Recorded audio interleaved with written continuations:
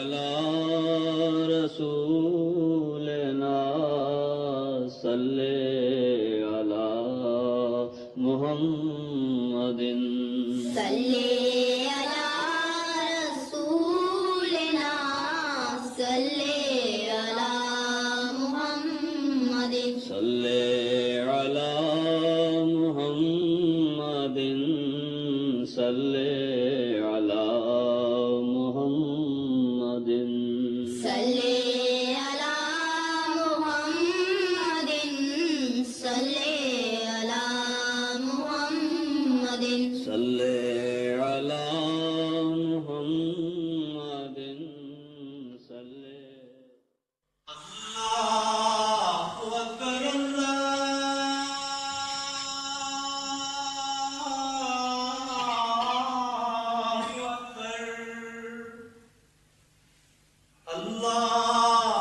اکبر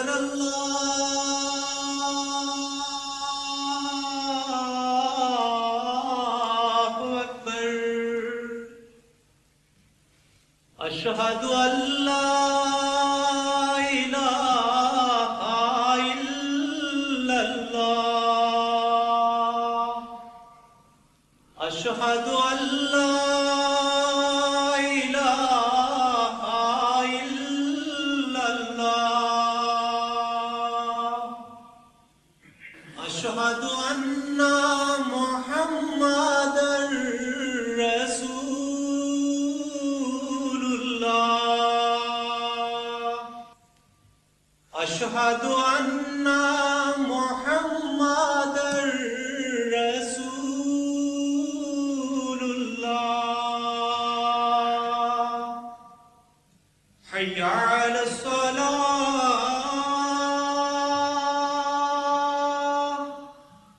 حی علی الصلاة حی علی الفلاح حی علی الفلاح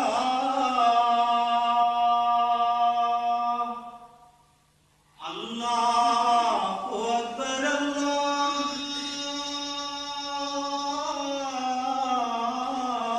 اکبر لا الہ الا اللہ أشهد أن لا إله إلا الله وحده لا شريك له وأشهد أن محمدا عبده ورسوله أما بعد فأعوذ بالله من الشيطان الرجيم بسم الله الرحمن الرحيم الحمد لله رب العالمين الرحمن الرحيم مالك يوم الدين إياك نعبد وإياك نستعين اهدنا الصراط المستقيم صراط الذين أنعمت عليهم غير المغضوب عليهم ولا الضالين له معقبات من بين يديه ومن خلفه يحفظونه من أمر الله إن الله لا يغير ما بقوم حتى يغيروا بأنفسهم وإذا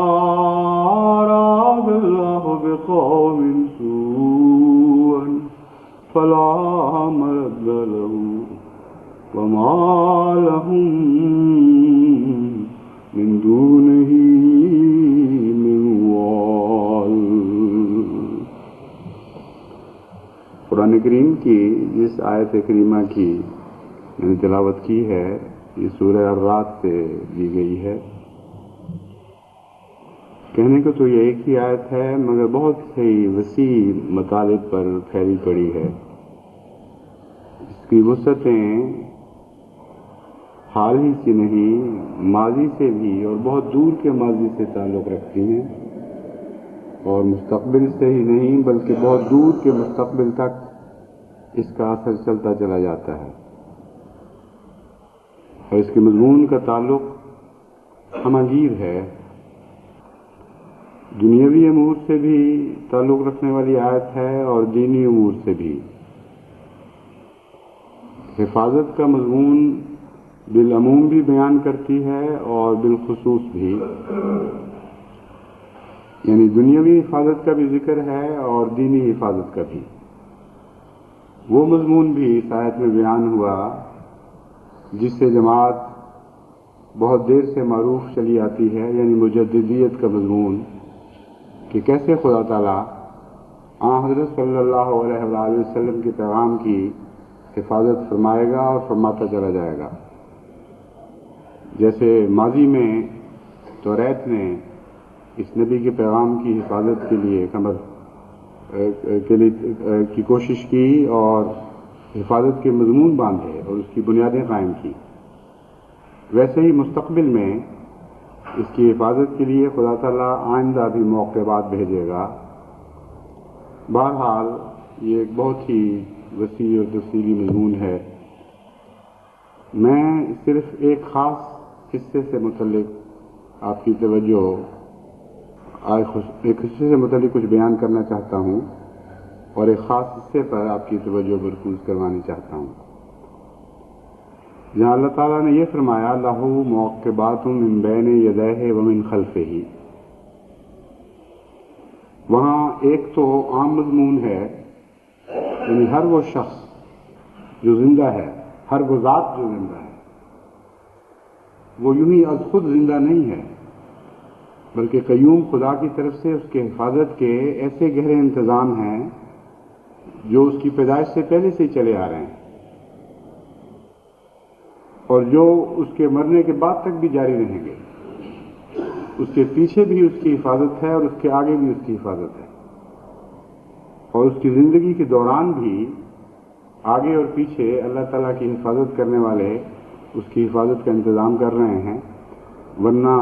زندگی کا از خود قائم رہنا ممکن ہی نہیں۔ لکھوں کھا ایسے محرکات موجود ہیں، لکوک ہے ایسے اسباب موجود ہیں جن کو اگر زندگی پر غلبہ پانے کی اجازت دے دی جائے تو ان میں سے ایک بھی زندگی کو فنا کرنے کے لیے کافی ہے۔ بہرحال یہ ایک بہت ہی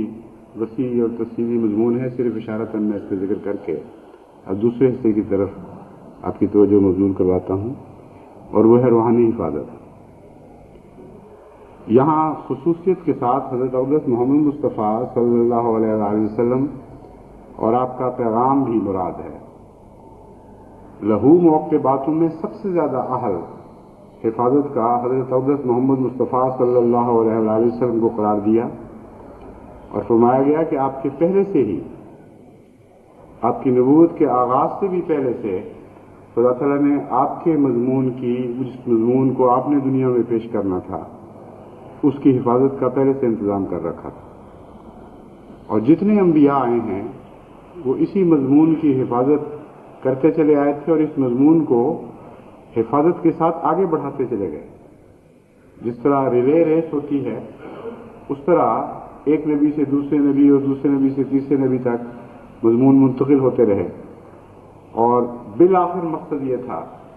کہ حضرت صلی اللہ علیہ وآلہ وسلم جو امین ہیں، جن کے متعلق خدا نے فرمایا کہ آپ امانت کے اہل تھے، آپ ہی اکیلے تھے جو امانت کا حق ادا کرنے کے لیے آگے بڑھنے کے اہل تھے، چنانچہ آپ آگے بڑھے۔ ان تک بحفاظت یہ دین کی امانت منتقل کی گئی، جس کے پیچھے ایک بہت ہی لمبا گہرا حفاظت کا مضمون چلتا ہے، جس کی تفصیل بہت بڑی ہے۔ کئی پہلوؤں سے جب اس مضمون پہ آپ غور کریں تو بڑے ہی دلچسپ مطالب سامنے روشن ہوتے چلے جاتے ہیں، اور فرمایا کہ اس مضمون کی بعد میں بھی، یعنی جو پیغام حضرت صلی اللہ علیہ وآلہ وسلم پر آ کے کامل ہوگا، جس کے یہ امین ٹھہرائے گئے ہیں، ان کی قیامت تک اس پیغام کی حفاظت کا انتظام خدا تعالیٰ نے فرما دیا ہے، اور ایسے موقعات خدا تعالیٰ بھیجتا چلا جائے گا کہ جب بھی اس پیغام کی روح کو یا اس کے جسم کو خطرہ لاحق ہوگا تو خدا تعالیٰ کے مقرر کردہ موقعات اس کی حفاظت فرمائیں گے۔ یہاں ایک اور دلچسپ پیغام بھی ہے جو خاص طور پر آپ کے لیے ہے۔ فرمایا لہو معقبات من بین یدیہ ومن خلفہ یحفظونہ من امر اللہ۔ اس کے مان بعد فرمایا ان اللہ لا یغیر ما بقوم حتی یغیروا ما بانفسہم۔ یہاں اس مضمون کو خوب کھول دیا کہ خدا تعالی ہرگز ایسی قوم کی حالت نہیں بدلا کرتا، یعنی اپنی نعمتیں اس سے نہیں چھینتا، اپنے پیار کا سلوک اس سے ترک نہیں فرماتا، جو اس چیز کی حفاظت کرتی ہیں جو ہم نے ان کو دی ہوئی ہے۔ ان اللہ لا یغیر ما بقوم میں یہاں وہ امانت آ گئی جو امانت حضرت صلی اللہ علیہ وسلم کی وساطت سے ایک قوم کی سپرد کی گئی۔ خدا یہ وعدہ کرتا ہے کہ اگر وہ قوم اس امانت کی حفاظت کرے گی تو خدا تعالیٰ اس قوم سے اپنی نعمتوں کو نہیں چھینے گا۔ یہاں لفظ نعمت کا ذکر نہیں، مگر اسی مضمون کی آیت دوسری جگہ ہے جہاں نعمت کا واضح ذکر موجود ہے۔ یعنی جتنی نعمتیں بھی خدا تعالیٰ نے اس قوم کو عطا کی ہوں، جو وفاداری کے ساتھ خدا تعالیٰ کی امانت کی حفاظت پر مستعد ہو جائے، اللہ تعالیٰ فرماتا ہے ان میں سے ایک بھی واپس نہیں لی جائے گی، بلکہ جب تک وہ اس امانت کی حفاظت پر مستعد رہیں گے، خدا تعالیٰ کے فرشتے ان کے آگے اور پیچھے ان کی حفاظت کرتے چلے جائیں گے۔ تو یہاں مضمون حفاظت، ظاہری حفاظت سے دینی حفاظت کی طرف منتقل ہوا، اور دینی حفاظت سے پھر دوبارہ دنیاوی حفاظت کی طرف منتقل ہوا ہے، اور جامع بن جاتا ہے، صرف ظاہری نہیں بلکہ دینی دونوں مضامین پر مشتمل ہو جاتا ہے۔ تو ہمیں جتنے بھی خطرات اس وقت درپیش ہیں بحیثیت جماعت احمدیہ، ان پر دیکھیں کس طرح واضح طور پر اور تفصیل سے چسپاں ہونے والی آیت ہے۔ ہمارے جتنے خطرات ہیں ان میں سے ایک بھی ایسا نہیں جو ہماری ذات سے تعلق رکھتا ہو۔ تمام خطرات کا تعلق حضرت اقدس محمد مصطفیٰ صلی اللہ علیہ وآلہ وسلم کی پیغام کی حفاظت کی کوشش سے ہے۔ حضرت مسیح موعود علیہ الصلوۃ والسلام کی آمد کی غرض و غایت یہ ہے کہ حضرت صلی اللہ علیہ وآلہ وسلم کے پیغام کو از سر نو زندہ کریں، وہ تمام حصے جو زوائد بعد میں داخل ہوئے ان کو نکال دیں، اور جو کمیاں کر دی گئی تھیں اس پیغام میں